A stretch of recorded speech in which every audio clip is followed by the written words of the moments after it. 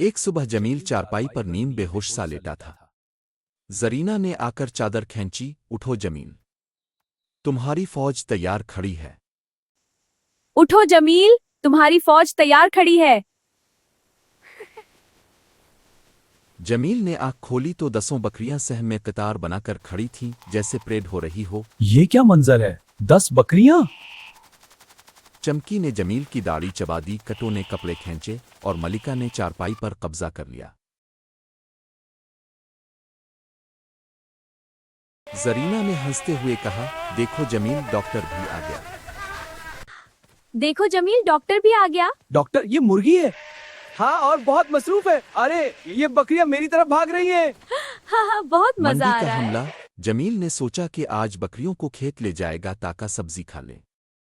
راستے میں پڑوسی چچا بشیر کی سبزیوں کی کیاری پڑی، بجلی نے اچانک دوڑ لگا دی اور باقی سب اس کا پیچھا کرنے لگے۔ ارے اے بکریاں بھائیو، مر جا بکریوں، رک جا بکریوں، مر جا۔ اوے جمیل، تیری بکریاں میرا پالک کھا گئی۔ کیا میری بکریاں؟ ہاں تیری بکریاں، دیکھ میرا سبزیوں کا باغ۔ ارے بکریاں تو ایسی ہی ہوتی ہیں، بس کرو، انہیں ابھی ہٹاؤ۔ زرینہ نے محنت سے کپڑے دھوئے۔ بکریاں موقع دیکھ کر چپکے سے آ گئیں۔ لالی نے سرخ دوپٹہ دبوچ لیا، کٹو نے شلوار کھینچ دی اور پیدوں نے صابن کھا لیا۔ زرینہ کا غصہ آسمان تک گیا۔ جمیل،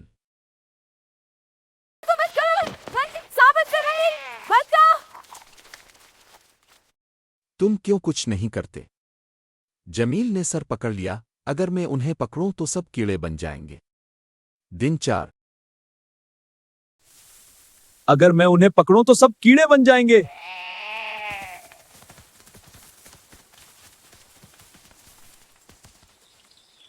مہمانوں کا خوفناک استقبال۔ زرینہ کی خالہ شہر سے آئیں۔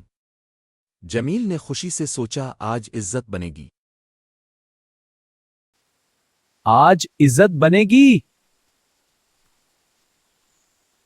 مگر ملکہ نے سڑک پر بیٹھ کر احتجاج کیا، پیدوں نے دکان الٹ دی اور ٹارزن نے دوپٹے سے لٹک کر خالہ کو ڈرا دیا۔ خالہ نے چیخ کر کہا، یہ کیا جانور پال رکھے ہیں؟ یہ کیا جانور پال رکھے ہیں؟ زرینہ مسکرا کر بولی، جانور نہیں، یہ ہماری اولاد ہے۔ جانور نہیں، یہ ہماری اولاد ہے۔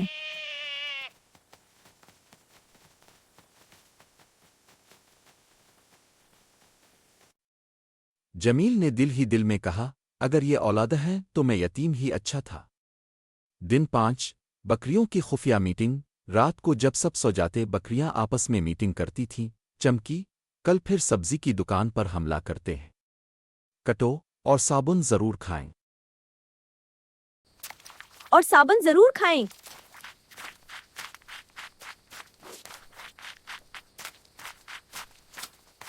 ملکہ، میں اپنی تاج پہنے گی۔ میں اپنی تاج پہنے گی۔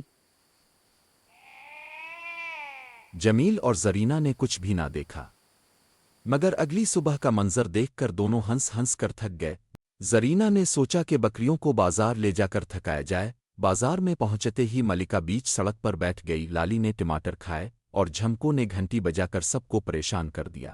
دکاندار نے چیخ کر کہا، جمیل، یہ سب تمہاری بکریاں ہیں۔ جمیل، یہ سب تمہاری بکریاں ہیں؟ ارے یہ کیا ہو رہا ہے؟ بس کرو، سب کچھ کھا رہی ہیں۔ ہٹ جاؤ بکریوں۔ جمیل نے ہنس کر جمیل، کہا، کہاں ہاں، ہے اور تو؟ سب کچھ ان کے نصیب میں ہے۔ ہاں، اور سب کچھ ان کے نصیب میں ہے۔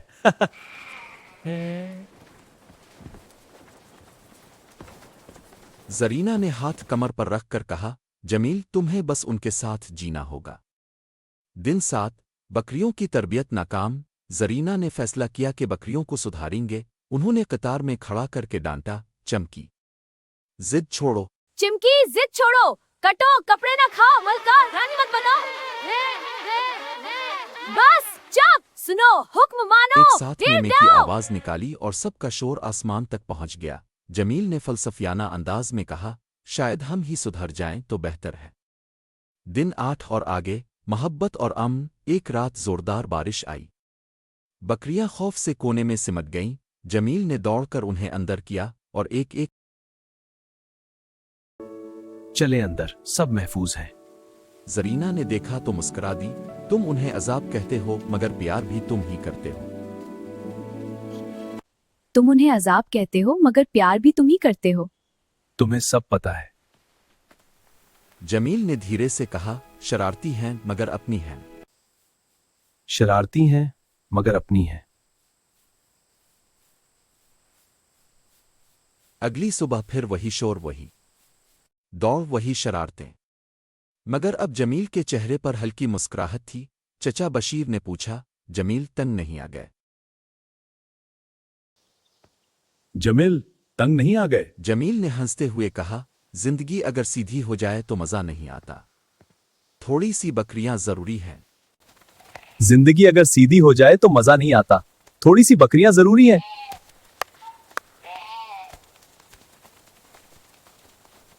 जमील ने सोचा कि आज खेत में बकरियों को काबू पाएगा।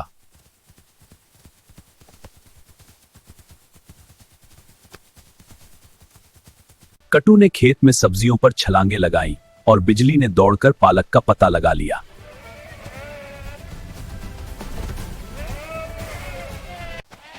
अरे रुक जाओ बकरियों!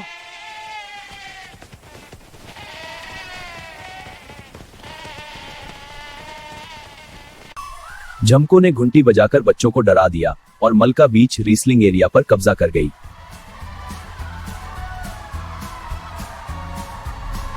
अरे छत से गिर जाओगे! अरे छत से गिर जाओगे! अरे छत से गिर जाओगे! लाली ने जमील की लाल दुपट्टा छीन लिया और भाग गई। लाली वापस कर दो! रुक जाओ लाली! लाली दुपा! बाजार में सब्जी दुकान के करीब दोबारा शोर मचा।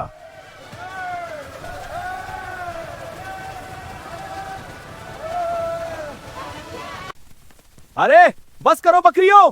चलो काबू पाओ। अरे बस करो बकरियों! चलो काबू पाओ! गांव में छोटा मेला लगा। बकरियां फौरन मरकज़े तवज्जो बन गई।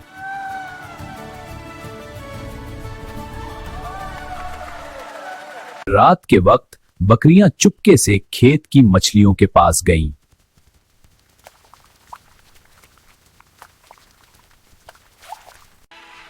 अरे रुक जाओ!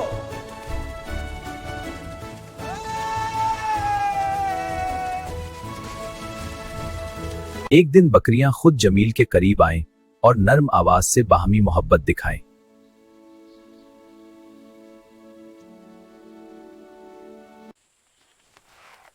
ये शरारती हैं मगर अपनी हैं।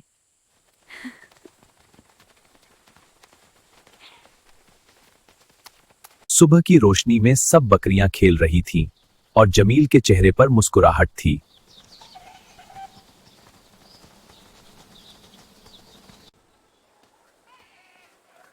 जमील तंग नहीं आ गए?